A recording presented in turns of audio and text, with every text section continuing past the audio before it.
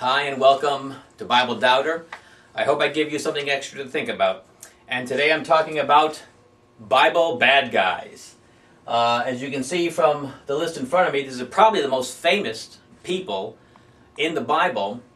But there's something interesting about the Bible. It does not airbrush the flaws from its main characters. Abraham, he starts off lying to Pharaoh about his wife, gets caught in the lie. He's caught, if you will, slipping in his faith. He's called the father of faith, yet even though promised a son, they kind of took a loophole approach in the culture of that time. Says, well, you know, we're getting very old and Sarah's not having any children, so why don't you sleep with Hagar, your concubine? You can marry her and you'll have the children by her. Well, that was a big error, slip of faith in who called the father of faith. It gets worse. Moses, the hero of the Torah, the Pentateuch, the first 5 books of the Bible. Murderer. It's actually stated in such a way. One day he saw an Egyptian guard beating a Hebrew servant, and he knew who he was. He was a prince of Egypt at the time, but he knew he had Hebrew descent. The Bible says he looked one way, then the other, and then approached and gave him such a beating, he died. Now, whether it was premeditated, which it sounds, or just a result of an excess beating, but because of that murder, he was abandoned. He had to leave, and he was there for 40 years. He had temper issues too. We see that later on when he's wandering with the children of Israel in the desert. Temper issues.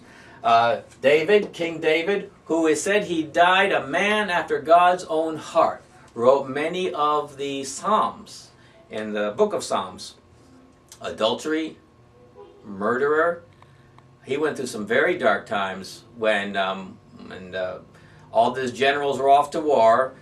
One of the wives of the generals he sees bathing on her roof, commits adultery with her, gets her pregnant, and when he can't convince the general to sleep with his wife at an emergency retreat to come home to give me a report, he had her husband killed in battle. He actually set up the circumstances by which he could be killed, and he was, and God saw that as murder. And David paid for that the rest of his life. He still seems to have died with his heart right to God, but he paid for that for decades. You can read about that. What about Peter? Isn't he not the founder of the church? Christ is the founder of the church, but he was the leader of the 12. Wow. Talk about temper issues, or what you call foot-in-mouth disease. He tends to say the wrong thing. He likes to say something. And of course, the denying of Christ. It's just that if I were writing a book of redemption history, I think I would edit a little bit. Why are we putting this stuff in there? What's the use? What's the point? Paul, not only was he a legalist, he describes himself as a very violent man in his former life, and he even mentions that he used to force the believers to blaspheme. Now we have a word for that: torture. He would try to force these devout believers to blaspheme God. So he was a dark person before the change took place in his life. But why is this stuff even in there? Why is it not edited out? I think that gives credibility to the Bible and its message. A lot of people grab onto those things, those dark sections of the Bible. Those some are just horrendous. And they use that to ridicule, to accuse, to doubt. When in reality, what about the other holy books that are available? Are their heroes overly deified? Not so in the Bible. The Bible wants to show the reader we all got the same sin nature. How could we relate to these guys if they were pristine in their presentation? But they're not. They were flawed.